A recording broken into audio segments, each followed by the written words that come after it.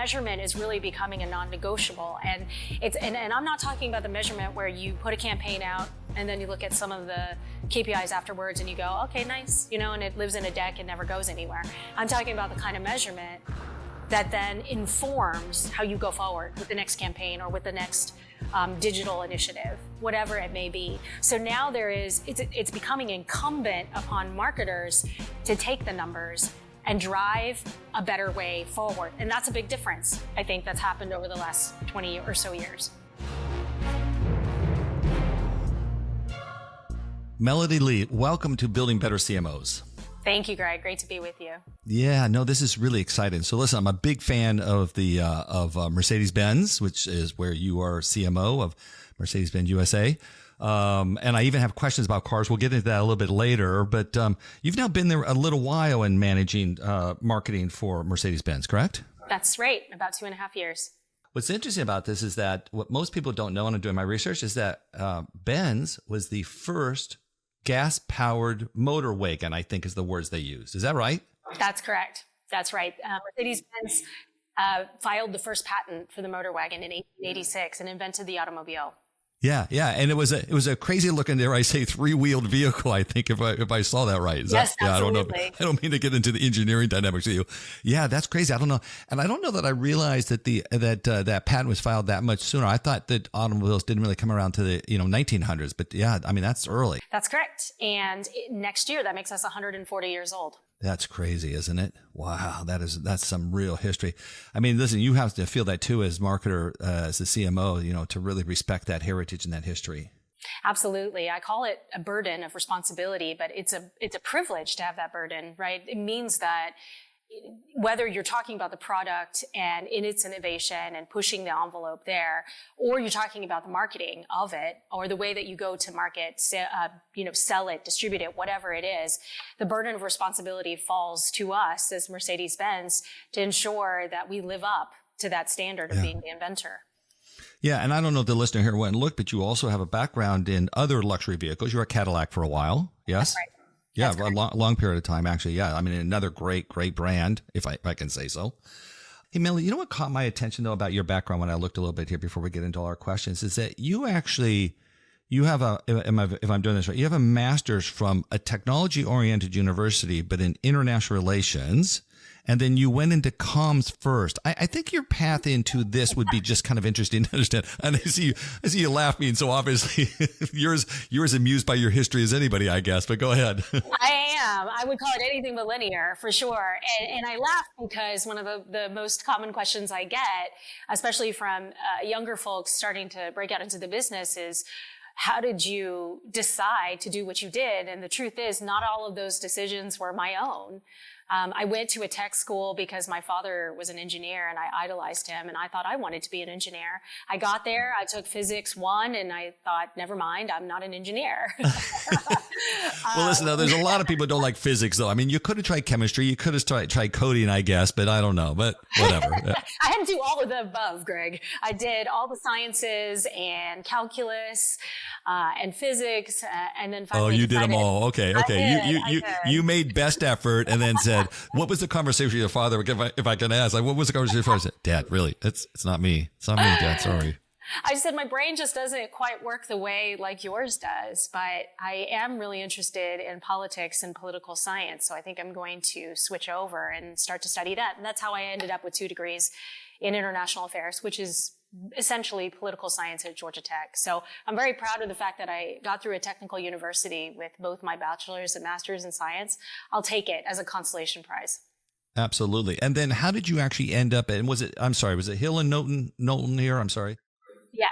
Yes. So I started on the agency side, working for Hill and Knowlton, which is part of the WPP group, of course, and really cut my teeth in the world of crisis and financial communications. Did a lot of transactional support, M&A, proxy fights, IPOs, you name it. And it was one of the best ways to learn. I call it kind of the dog years of PR, because every year I felt like I was learning 7 years worth of things in the world of communications. And it really teaches you also what a real crisis is and what high stakes really is, and gives you that perspective later on. And it's what's a that perspective mean? What do you mean by high stakes? I mean, obviously, don't maybe mention a client from back then, but give it an example. That's interesting. Well, when you let's say your stock price has dropped 65% overnight because of something that's happened within your company, when you have a crisis of leadership because you've had a CEO make a questionable ethical choice, when you've had to go on Capitol Hill and testify in front of the House of Representatives and the Senate because of a product flaw, right? Those are real crises that a company has to navigate to survive. And I think it gives you perspective when you come back into the world later on in other positions, and you realize that what you're working on is important and urgent, but not truly a crisis. And I think it's a good distinction to make. So listen, you and I don't know each other that well yet, okay? But I'm gonna take a chance. I think you probably love that adrenaline sort of dynamics of crisis. Well, listen, Greg, my mom put me on stage for the first time when I was 18 months old. I played competitive piano and violin from the time I was 4 years old to when I left the home at 18. I don't know any different. I know life on a stage. I know life under pressure. I know life in a competition. So yes, to some extent, I probably am a little bit of an adrenaline junkie, but I also really enjoy being in the room to navigate an issue that seems unnavigable that we can get through with really strong communications and really good storytelling. And that's, I think, been the cornerstone of my career. Yeah. I love that quote that Billie Jean King made a number of years ago, which is, privilege or pressure is a privilege. I think the older I've gotten, the more I kind of appreciate that. Like I think I spent a lot of time trying to avoid trouble, I guess, at some level, but that's not where the fun is. The fun is like being in the mosh pit, trying to solve a big problem for somebody. Yeah. Absolutely. It means you're dependent upon. It means that you have to come up with the answer, the strategy, the tactic, whatever it is. That is a privilege. Well, yeah, very interesting, very interesting. Hey, listen, I noticed a couple other things too. You're involved in a business, I guess it's called Le Car, and it's oriented towards women and car buying. Can you just talk about that? And I've seen a lot of stuff around sort of your support of women as a father of daughters. I appreciate that. But talk to me a little bit about what Le Car is oriented to do. Several years back, Tamara Warren, who is a well-known and well-respected lifestyle and automotive journalist, Tamara and I started chatting about her most common request from her friends. Her friends would come to her and say, Tam, what should I buy? And she would say, well, I'm going to need you to answer a few questions before I can give you a recommendation on a car that you should buy. And she had this survey that she had in Excel, essentially, which is a spreadsheet file. And she would have people fill it out. And it asked a series of lifestyle questions, not questions about horsepower or torque or what kind of powertrain you want. Because most of the people that came to TAM felt safe enough to say, I don't actually know what I want, but I can tell you that I have 3 kids, a dog, and I like to go skiing, and I, sometimes Airbnb a house up north, in the Hudson Valley, right? So she would have people fill out this survey and then give a recommendation as to which cars they should go look into. And I remember sitting down with her and saying, you should probably turn this into an actual piece of technology. So funny that we're talking about this now. This was probably, let's say it was 7 or 8 years ago that we first started having this conversation, Greg. So long before AI became the buzzword that it is, we basically created together a technology based on questions intended to drive the right response and get someone conversationally to the right choices in a car. So that's how Le Car was born.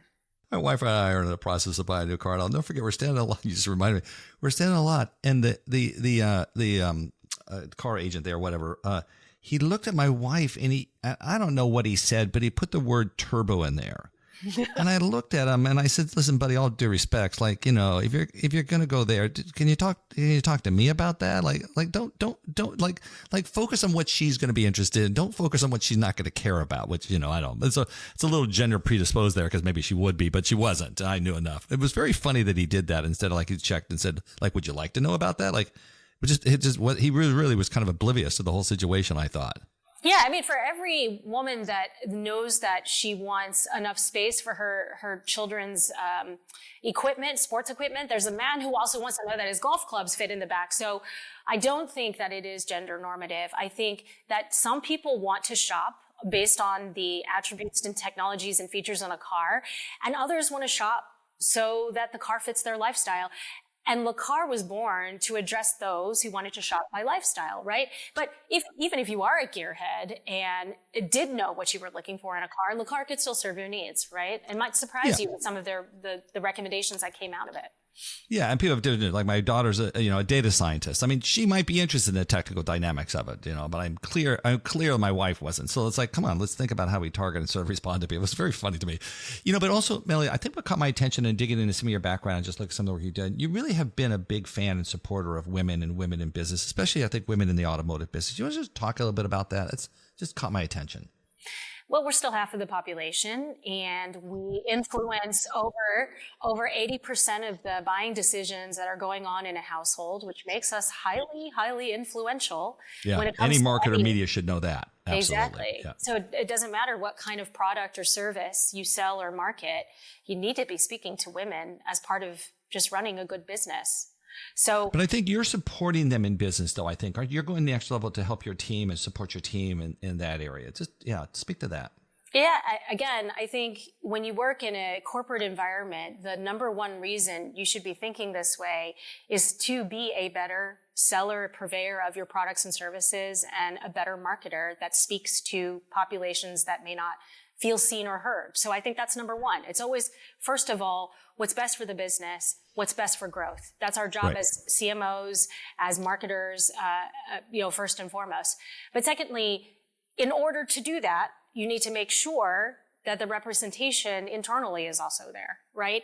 And that means being a champion of those internally to ensure that they're sitting at the table when decisions are being made or when discussions are being had about females or women as part of your buying base, right?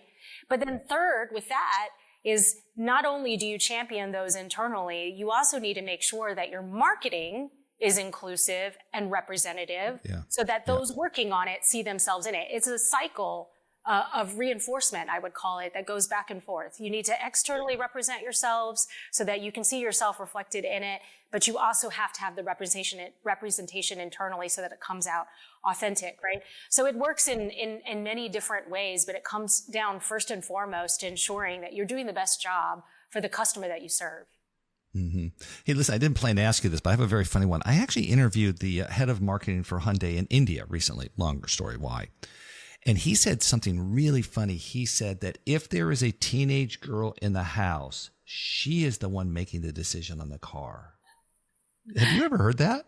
I'd never heard that. It really caught my attention as a father of a then teenage girl who somehow we ended up driving a truck home one year from the dealership. I still have no idea how we bought a truck. I'm not a truck person. My wife's not a truck person, but my daughter really wanted it, and that's what we bought. Isn't that funny?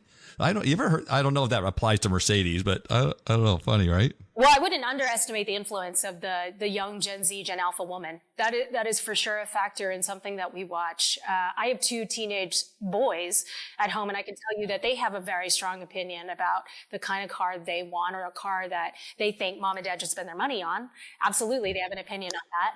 And also, it's interesting that you bring this up, Greg, because one of the most fascinating statistics of F1 and motorsports, so let's just talk specifically about Formula One, the fastest growing group of fans for the F1 sport is young women aged 16 to 24.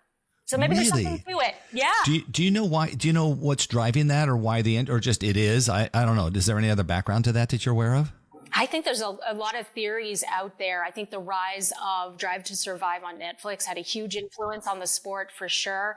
I think the ability to show these drivers in F1 as human beings with all their messiness and drama and glamour, I think it did a lot for bringing in new audiences who saw the sport more multi-dimensionally. I think there was a female. Listen, I'm not an F1 expert like my buddy Lou Pascalis is, but I think there was a female driver too here in the last few years that I think probably pushed some of that. What ended up on the show, I don't know. Well, very own team principal, Toto Wolff, is married to Susie Wolff, who was the last woman to drive in the F1 circuit. She has now gone on to start the F1 Academy, which is intended to put more women drivers into the pipeline for Formula One as well. And F1 Academy also has its own Netflix show. Yeah, got it. Okay, good. Okay, well, listen, here, let's get to a couple of topics. This is all very interesting. I can probably talk auto all day long. I'm a big car fan. And sure, you can come back to it if you want. Okay, good. So listen, it's kind of along the lines we were just talking about there, Melanie, and work that you've done with, with other women in the business and sort of helping to, manage them and those who are otherwise, maybe not really given front stage. Part of the way you said that, I think.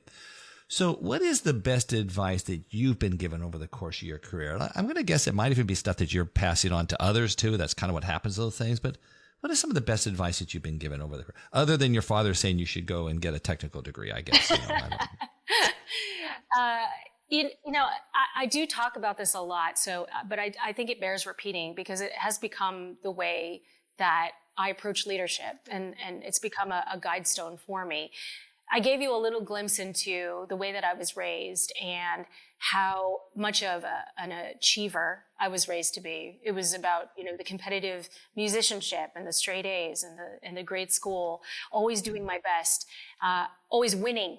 I remember a few times when I would come in second in a piano or violin competition on the weekend, and my mother would say, "There's always the next competition." So there was a lot of achiever that was built into me as I was raised. And so as I went into the professional world, I had a really great mentor who recognized this in me and said, you don't always need to achieve or to win. All you need to worry about is making those around you successful. Think about how you make your boss look good and successful. Think about how you make your peers successful, help meet a need, solve a problem for them. And then look at your team that you manage when you get to that point and you think about how you remove obstacles for them, how you advocate for them in a room or for their idea and make them successful, make them look good. Just think about all those angles of making folks look successful around you. If you make them successful, success comes naturally. You don't have to worry about being number one. And I'm really thankful for that advice. I got it really early on in my career, and I think it changed the trajectory of how I approached it. Wow. Hey, why did your parents push for straight A's so much, if I can ask? I think it was or variations of that. It's a pretty typical immigrant experience, to be honest. If you talk to any child of immigrants, there was a lot of pressure to make your parents proud. They're coming over to the United States, my own parents, was in big part so that they can make sure that their kids, the next generation, could be even more successful. And so they asked us to do our part. They did their part. They wanted us to do our part. So I think a lot of that achievement comes from there. Yeah. Listen, I mean, it's a little bit maybe biased to say, but I think I would, if I could find, we actually had a situation hiring here for the MMA. We had somebody who was actually of immigrant parents. And I was like, you know what? I'd hire her almost on that alone. She's going to walk through walls. I mean, there's a lot to be said for that. I mean, I'm a big competitive guy too, to your point. So I like that kind of thing. I mean, there's a sense of drive and appreciation for where you are and a gratitude, I think, that comes with that kind of thing. And as you said, a responsibility, right? Absolutely. Almost a sense that you couldn't possibly pay them back for what they've always done. And it just fuels you going forward. Now, that's not to say that I don't have a pretty good innate sense of competitiveness as well. Sounds like, yeah, whether it was wired by DNA or learning, I don't know. It doesn't matter, but you got it too, right? Nature exactly. and nurture working together. Yeah, there we go. Very interesting. Yeah. What advice do you give to women, specifically those who maybe, that you might have a dynamic of a mentor role? What do you advise to them yourself? You represent a population that is the most influential on a purchase decision. Your voice matters, so speak up. That's number one, right? There's a lot of especially in male-dominated cultures, a lot of shrinking, a lot of, let me make myself small, let me sit in the back of the room, let me take the notes and make sure the AV is working. When in fact, women should be sitting at the table, having a voice, and influencing that room just as much as they influence a purchase decision. So I remind them that confidence comes from who they represent. Yeah. Are you almost suggesting even that they would have a responsibility as a part of sort of the rest of, I think that's what you're in essence saying. Yeah, it's an obligation. Yeah, it's very interesting. I mean, I have daughters and I have a son. I have twin daughters and a son. And I they were all obviously raised slightly different times, but by the same household, by the same parents. And it's interesting. It feels like there's differences in how they approach the world, Absolutely. And I think it's my job to kind of help, nudge them where helpful, if they're open to it, which, they need to want to have that in the right direction to sort of, like you say, stand up and take a role. It's funny. My dad said something funny to me when I was as I was being raised. He said, "Why would you ever want to be any role than the pitcher in the baseball game?" He was like, it's the center of the action. Why wouldn't you want to be there all the time? I think that's a variation of what you're suggesting for women in this case. It's like, put yourself in there. Yeah, hold yourself there. Do all you can to be a part of that sort of importance as a contribution, as a responsibility and contribution to the business, right? Right, but as a mother of boys and as a champion of women in the workplace and elsewhere, the magic's always in the diversity of the room. You need all kinds of thought, all kinds of socioeconomic backgrounds. You need different ethnic backgrounds. You just need different experiences in life because a good business represents and reflects its customer base. So that's what is actually required in the room as well. And, there's, as you know, if you've raised both daughters and a son, there's also just personalities in the mix as well that have to be worked with as well. But again, the more diversity, the better. And I think the research out there bears it out. The more diverse the team, the more successful the business. Yeah, because it's very easy. I agree that it's very easy to get locked into kind of your own thinking without finding an outside sort of input to that or diversity of orientation, right? Listen, I would imagine that your team would give you incredibly high ratings just having listened to some of the other stuff in here and you hear in terms of helping them. I really love that kind of orientation in the world. It really is. I think a lot of what business sometimes is about is this ability to sort of help people. I think if I was to accomplish something, it would be to help them do more than they thought they could already on their own. Absolutely. That's a great way to look at it. I like that a lot. I think there's a tendency to look at folks that work on your team and try to identify the ways in which they're not like you or the ways in which they seem deficient because of the way you are, right? Our human nature is to sort of champion and prioritize those that are the most like us. And that was a really early lesson for me as well. I remember building one particular marketing team that my coworkers joked were a bunch of little melodies. And that was not a compliment. And I learned the hard way after that experience that I couldn't build a team full of people that just thought and acted just like me. I mean, they were insufferably type A, right? And that at the end is not productive. I love that. Insufferably, that's a new one. I'd heard it actually described as bold underline type A. I thought that was a pretty good description for it, right? Right. So that's what I mean when I say that diversity has to come from so many different angles and backgrounds and personalities and methods. It has to be because those are the best performing teams. I love it. Well, listen, let's get to the big question here for Building Better CMOs. As we talked previously in the advanced notes we've sent you, you have a pretty good orientation. MMA is a nonprofit trade association. My job is to make an industry better. I think the one thing we're definitely going to agree on here is that, marketing's had some challenges. It feels like it's not the most respected member of the C-suite sometimes, and there's issues around that. But I guess as you look out in your experience, either from where you sit now or accumulated, what do you think that marketing maybe doesn't understand fully, doesn't appreciate fully, could work to be better at? There's missing knowledge. Take in any direction you want, Melanie, but what does marketing need to do to be better? Ironically, Greg, we need to do a better job of marketing ourselves, especially given how much this has changed, this being marketing, how much our world has changed as marketers. I would argue, and maybe there's, real numbers out there to back this up. Maybe the MMA could support us on this. Yeah, I'll do research here. Go ahead. Yeah. I would argue in the C-suite, there's not a job that has expanded, shifted, evolved more so than the CMO's role, more so than a marketer's role. We are now responsible not for marketing as tactics, but marketing as a growth strategy for a company, for a brand. And that entails so many different things. So in every company and all the CMOs you've spoken with, I'm sure all of us have a different scope, right? But now it's become comms and PR as part of marketing.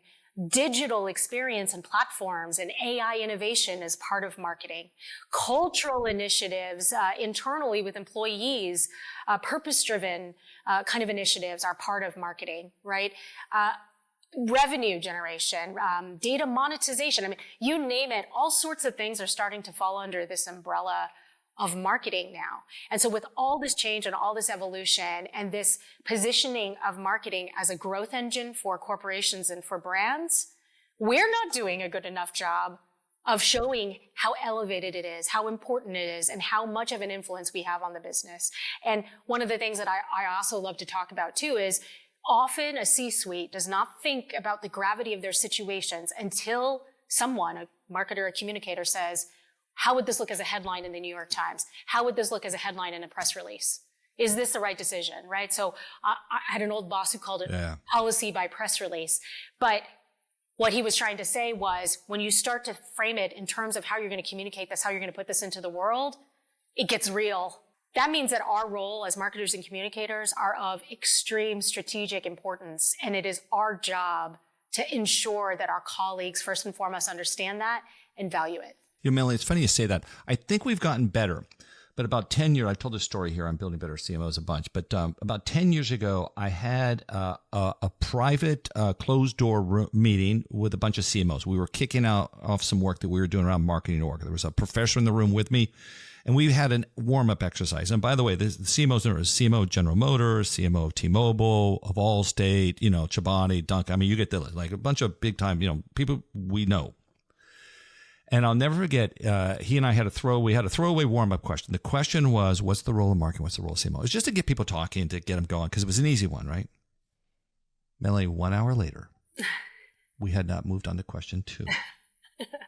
Because we realized that nobody in the room agreed what was the role of CMO, what was the role of marketer.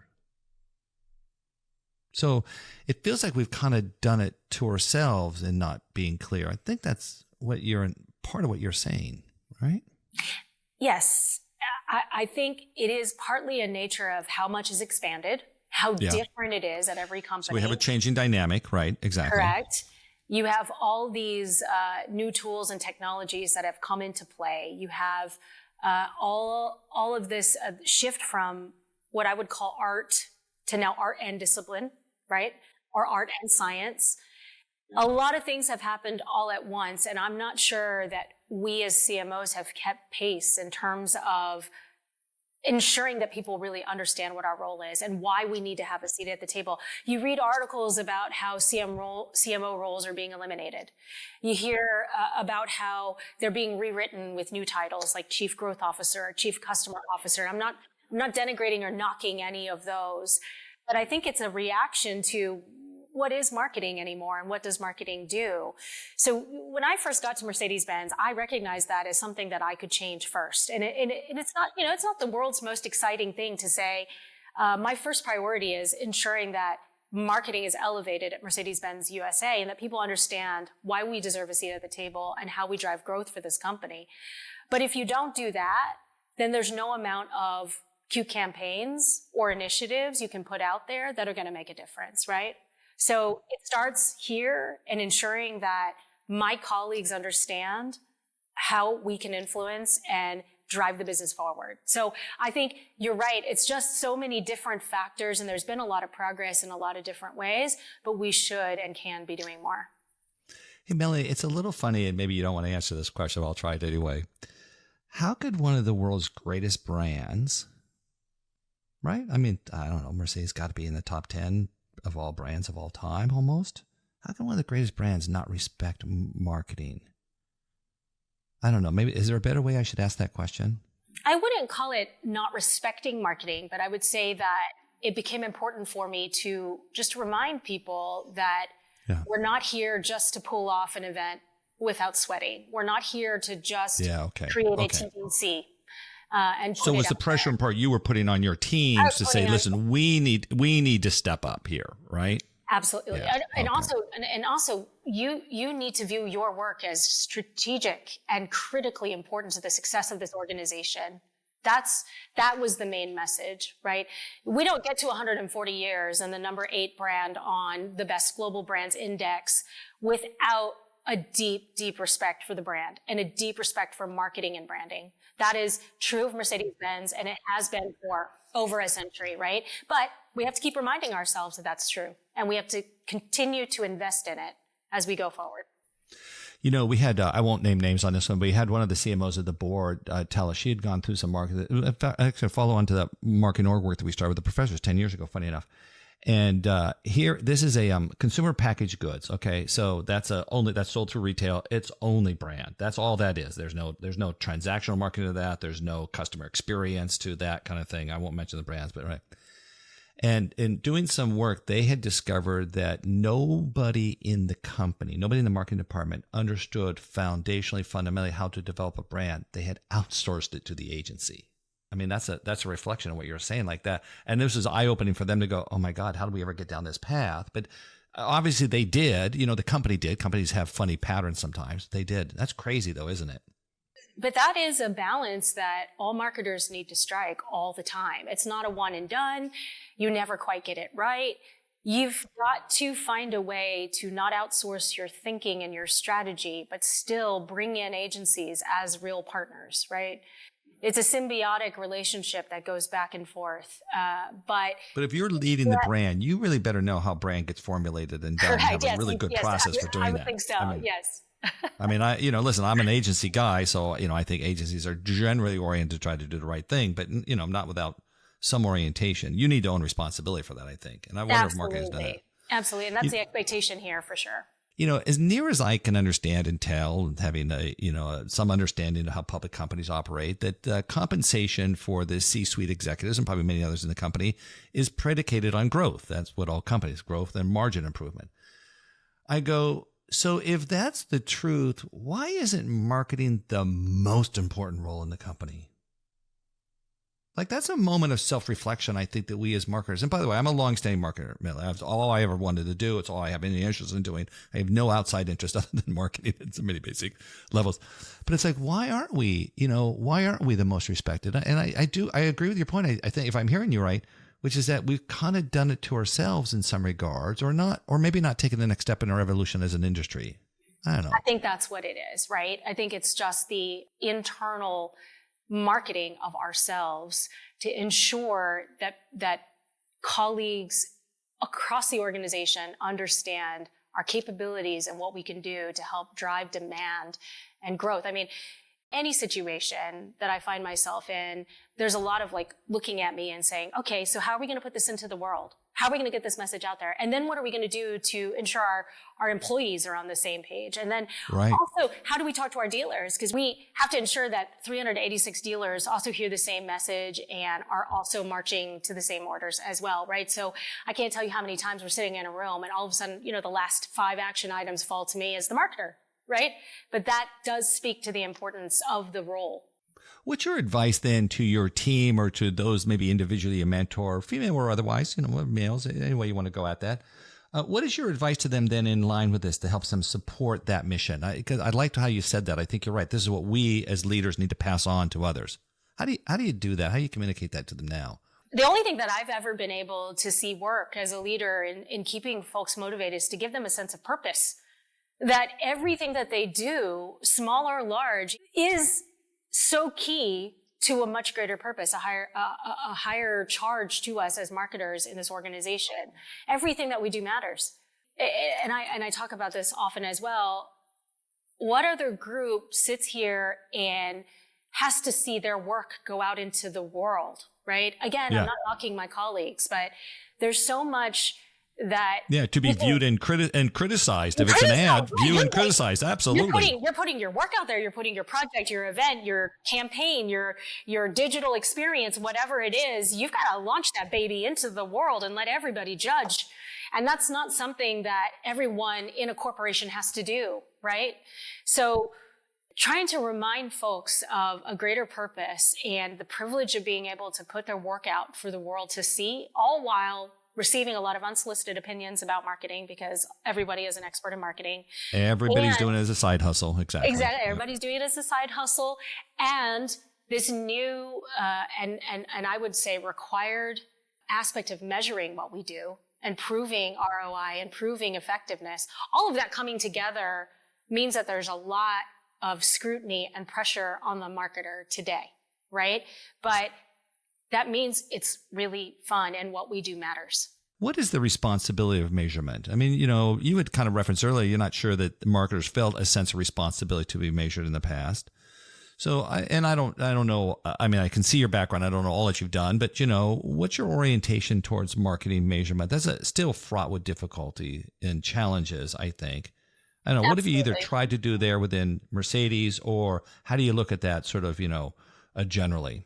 What I've observed, Greg, over the last 20 or so years in this world of communications and marketing is KPIs and measurement as optional to KPIs and measurement being absolutely mandatory and necessary for better decision-making going forward. So there's a spectrum, you're saying. You see a spectrum across brands. Is that kind of what your different experiences? Okay, go ahead. Yeah. Absolutely. But I see it over time as well. Yeah. And now I think it's measurement is really becoming a non-negotiable. And I'm not talking about the measurement where you put a campaign out and then you look at some of the KPIs afterwards and you go, okay, nice, and it lives in a deck and never goes anywhere. I'm talking about the kind of measurement that then informs how you go forward with the next campaign or with the next digital initiative, whatever it may be. So now it's becoming incumbent upon marketers to take the numbers and drive a better way forward. And that's a big difference, I think, that's happened over the last 20 or so years. Are we getting better tools? They're just broader awareness? Is the data becoming more available? What do you think's happening now? Why is the trend to that? I mean, listen, I'm a huge believer in measurement. I actually co-founded multi-touch attribution about 20 years ago when I was trying to figure out we couldn't measure internet in a marketing mix. Here's the greatest transformation in consumer behavior, and there was no measurement system to measure internet in a marketing mix. Now, granted, the business was only $8 billion at that point, so it was a pretty small sort of segment of media now versus the $250 billion now. But I mean, that was kind of crazy. We couldn't do that. I think that what's happening now, though, is that there is no shortage of ways to measure. And now the challenge has become, how do you simplify to only the metrics that really matter to help you make better decisions? And I've repeated myself a few times, but metrics for metrics' sake is never going to make sense to any marketer. But metrics to help you make a better decision next time is something that I think we can all embrace, right? So yeah. I think it's about simplifying to the metrics that actually matter for what you're doing.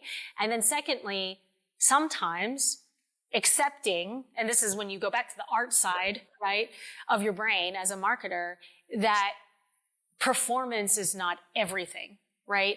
Or that a certain initiative or tactic needs to be measured in a different way, right? So what I'm referring to is like, for example, the ever elusive upper funnel brand building initiatives where you can only measure a few things, but you can't measure it all the way through to conversion of sale, right?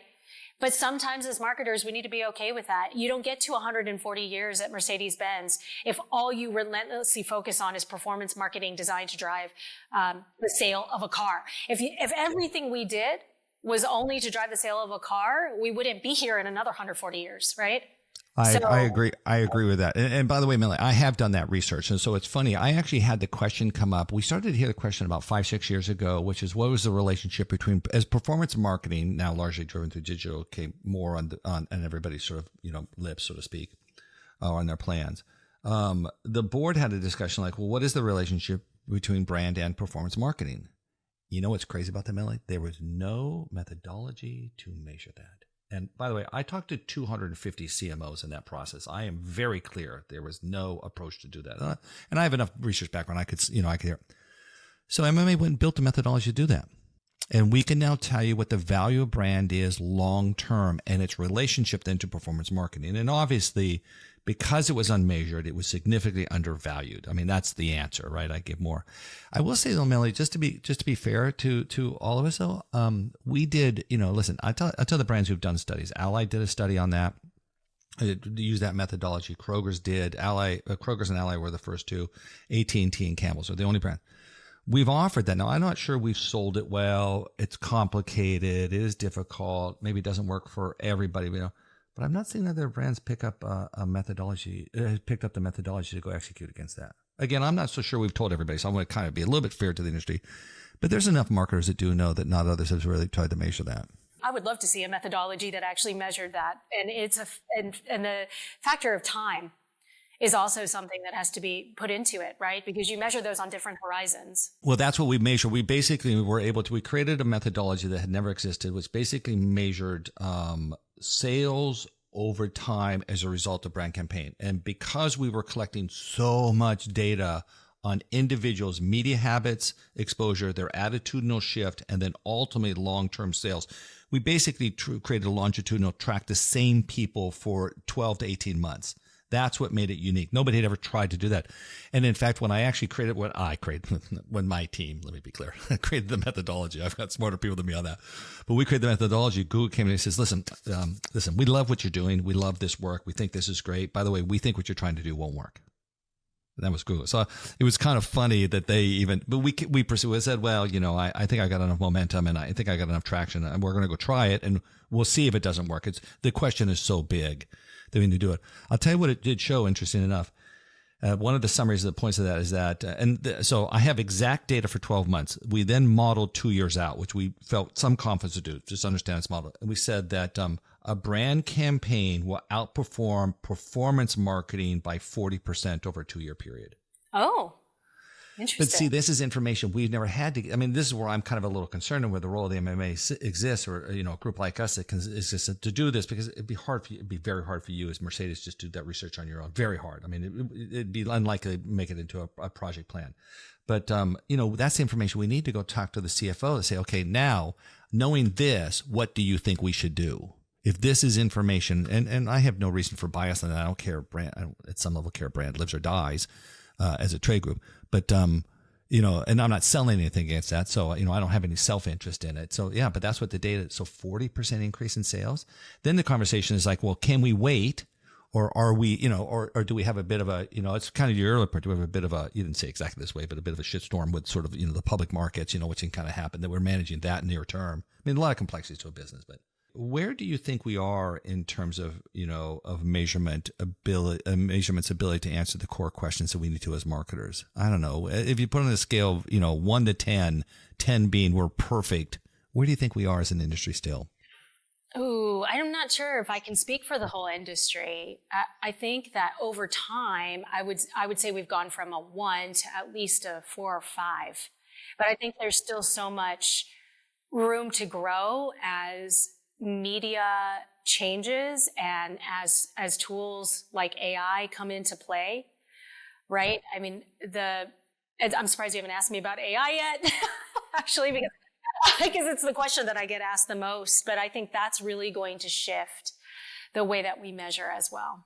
So yeah, let's go there for a little bit here. Listen, marketing has become an incredibly operationally intensive business with more complexity than we ever could have imagined. I think for those of us who grew up, in fact, I had the head of brand for Adobe tell me the other day she was launching a campaign, and I've heard others tell me more, but she was launching a campaign that had 5,000 creative assets in it.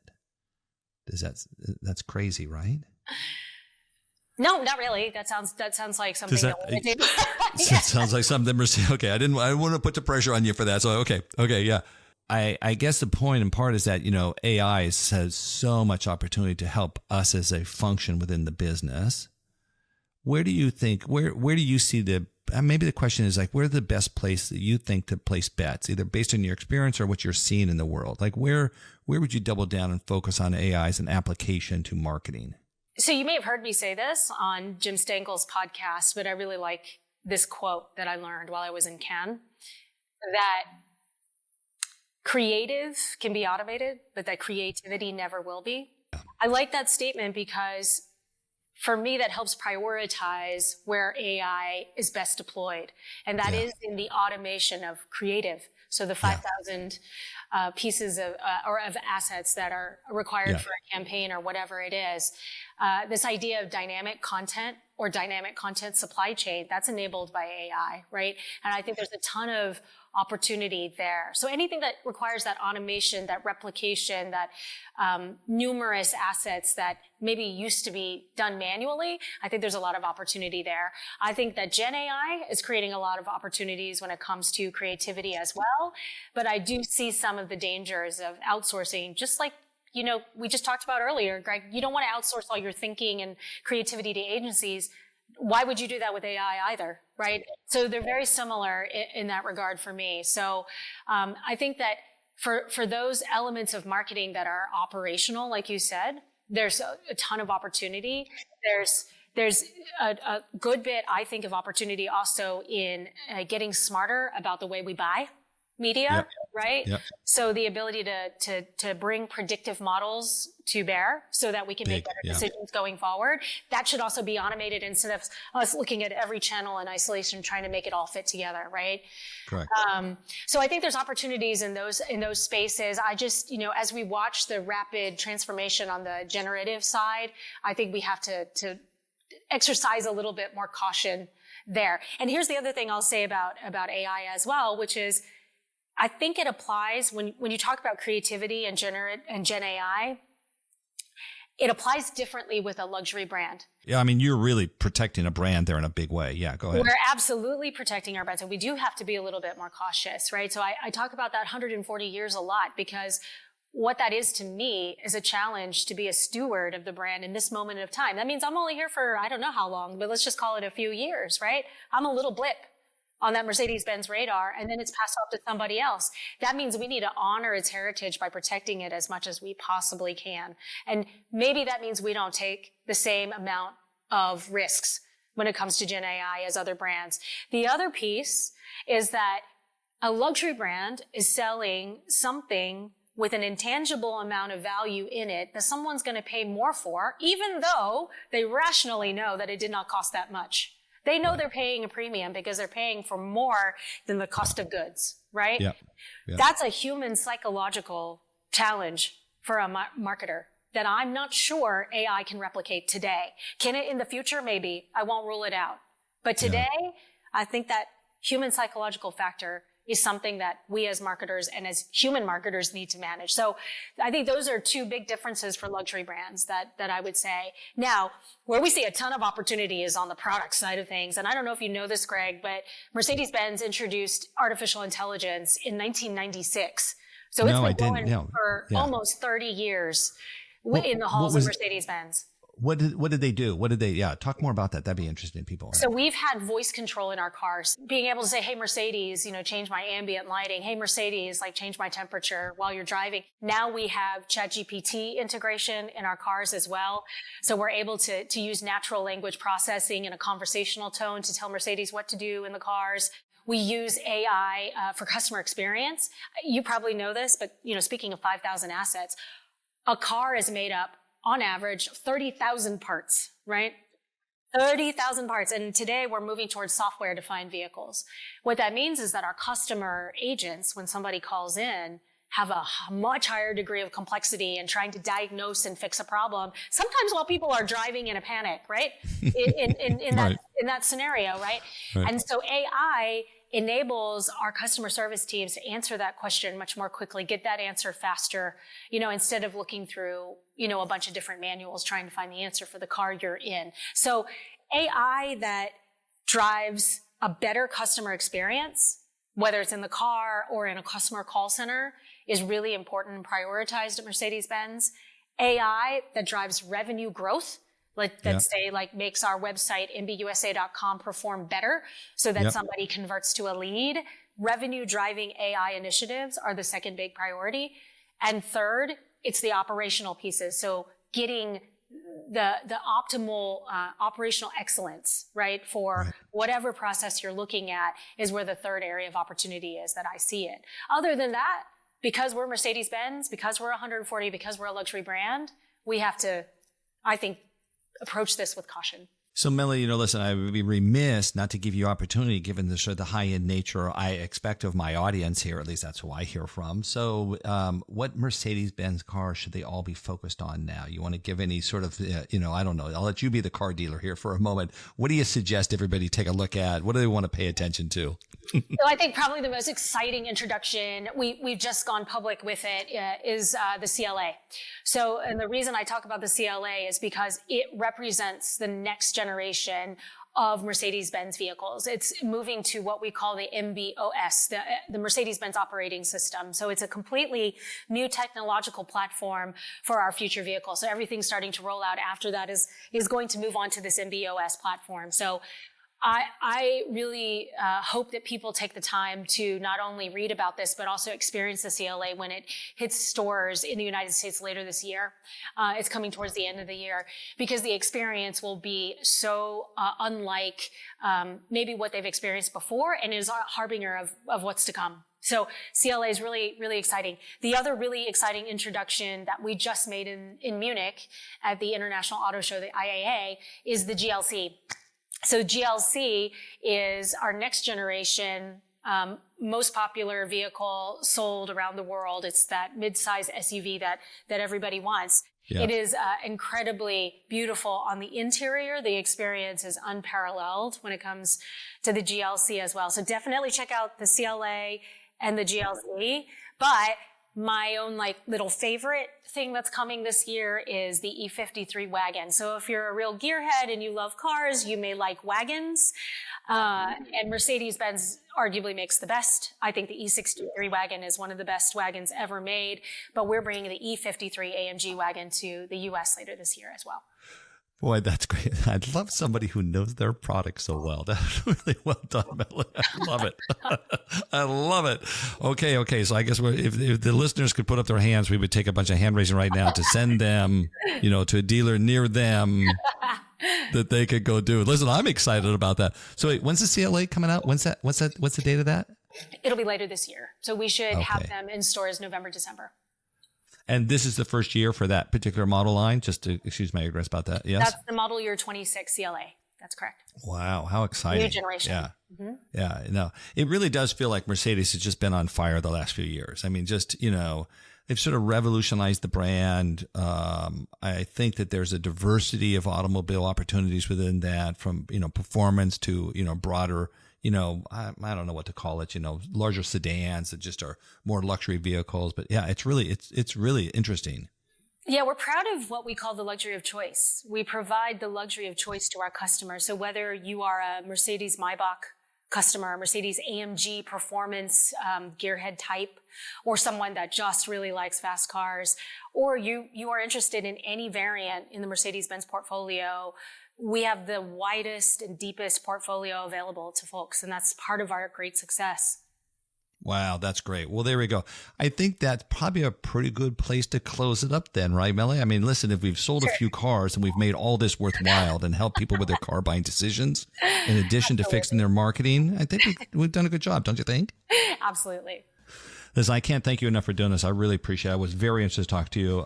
We are in the market for our cars. So we will take all of your advice let us know. And act against that. There we go. Happy to help. Thanks for having me, Greg. Yeah, thank you, Melanie. Appreciate it. Thanks again to Melanie Lee from Mercedes-Benz USA for coming on Building Better CMOs. Check the description of this episode for links to connect with Melanie. If you like this episode, you might also enjoy my conversation with Lauren Beckstead, CMO of Brunswick. We talked about why being a hand raiser opens doors in your career, educating your company's leadership about modern marketing practices, and most importantly, what boat should I buy? You can find the episode and every episode of Building Better CMOs on YouTube, Spotify, Apple Podcast, or wherever you're hearing me now. At MMA, we are working to make marketing matter more through conferences, research, and education. If you want to know more, visit us at MMAglobal.com or write me directly, greg@MMAglobal.com. Don't forget, Building Better CMOs is now on YouTube. Just go to bettercmos.com/YouTube to start watching. Our producer and podcast consultant is Eric Johnson from lightningpod.fm. Artwork is by Jason Chase, and a special thanks to Angela Gray and Dan Whiting. This is Greg Stewart. I'll see you in 2 weeks.